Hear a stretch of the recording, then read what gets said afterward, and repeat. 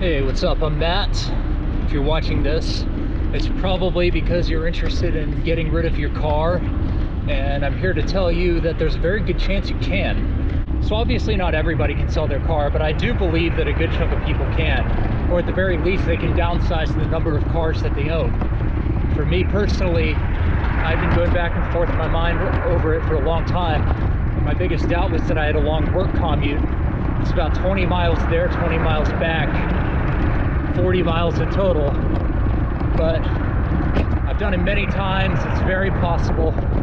So I'm here to tell you that you can do things that you probably never thought were possible for you. Now, the first step to going car free is to sell your car. I believe you should just jump the gun and do it. That's what I did. No questions asked. Don't give yourself a trial period. Just sell it. Get the bike. Go for it. It'll force you out of your comfort zone. It'll allow you to do things that you probably wouldn't otherwise do, because the car is just, it's a machine made for convenience. And without that convenience, you'll really get a feel for what is and isn't possible. Just remember that there's a ton of cars out there. It's just a machine and nothing more. If you decide that you need a car, you can always go and get another one. I admittedly took the easy route.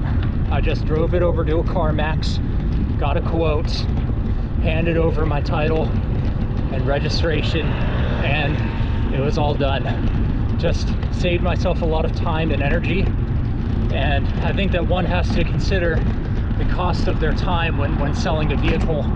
Just remember, all it is a hunk of machinery that's draining your wallet.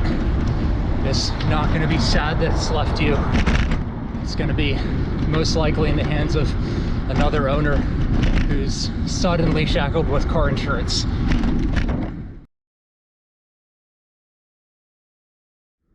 Okay, so you've sold your car and now you have to buy a bicycle.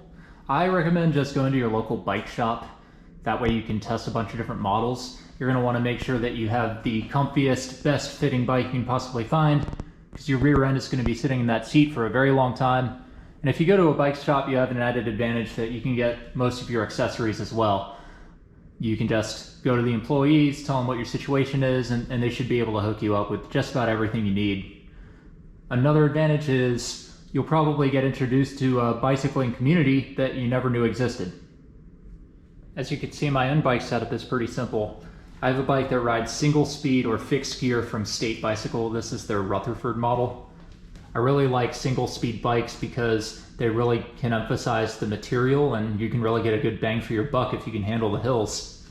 So it's pretty simple. You can see there's flat pedals, no shifter, no derailleur, and it's made of a really lightweight steel that should last an extremely long time. Summer, I would say, is the easiest, right? Pretty no frills. I go to work with exactly what I'm wearing right now. T-shirt and shorts. Now for shoes, I keep it really simple. I just wear these minimalist barefoot shoes from Zero Shoes. These are their Z Trails, and I wear these probably 9 months a year. I wear them through rain, through heat. I pretty much wear them until it becomes too cold for my feet to bear it. The reason why is because by wearing sandals, it's extremely easy to clean, particularly when it's raining. You can just dry off your feet and wipe off these shoes with a towel when you arrive to wherever you're going, especially if you're work commuting. It saves you a little space. Just make sure that they're pretty durable and they've got some flexibility and they can handle your flat pedals, and you're pretty much good to go. My input is that waterproof stuff in the summer is a little overrated, because the idea of waterproof gear to me is to protect you from the cold more than to protect you from the wet. So I really have two key pieces that I wear in the summer when it's really rainy. First one I've got is this waterproof vest. I think any wind resistant or water resistant vest is good to have for when the elements are a little harsh. You could also just go with a super lightweight rain jacket. The reason I go with a vest is because it's really easy to sweat from the inside when you're biking along a long distance. So I just have this vest. I let my sleeves get wet. This is from Mission Workshop. And it has a hood. And then I'm good to go. I have these waterproof shorts that I got from a company called Gorewear. So I just put on the vest, throw the shorts over what I'm wearing.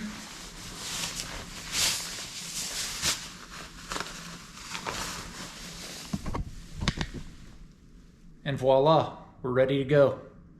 I think most people fear the cold more than they fear the heat.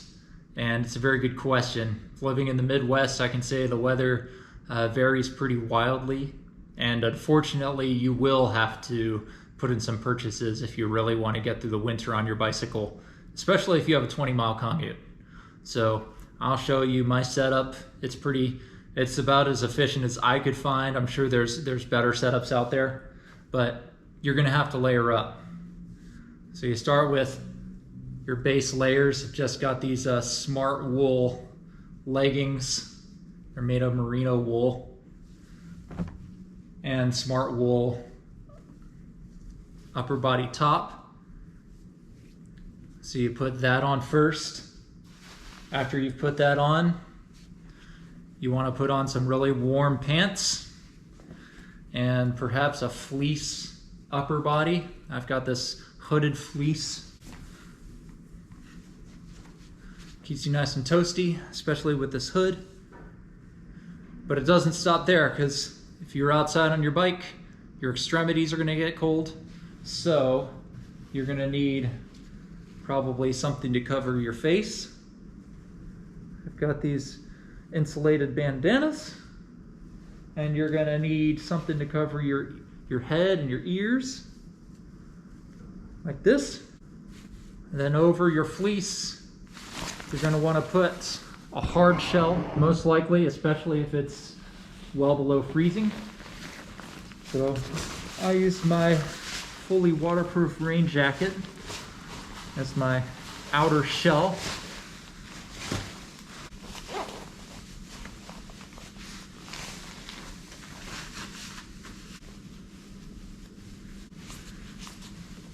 You are winter cycling ready.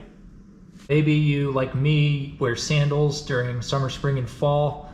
Maybe you wear them year-round if you're lucky enough to live somewhere like Florida. But if you're in the Midwest, the winters get a bit cold.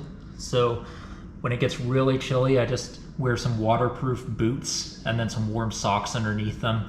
Wool socks are really good because they retain the heat even if a little water gets in. So I've got these Zero shoes, Excursion Fusions. If you're going to be biking all year and your climate is somewhat rainy, you're going to want some fenders. Since I've got the single speed, it's pretty tough to install fenders, so I just bought some ass savers. So most of the issues with bike commuting in rain has nothing to do with the rain falling down, but the rain and mud spraying up from the streets. So having some solid fenders will minimize that.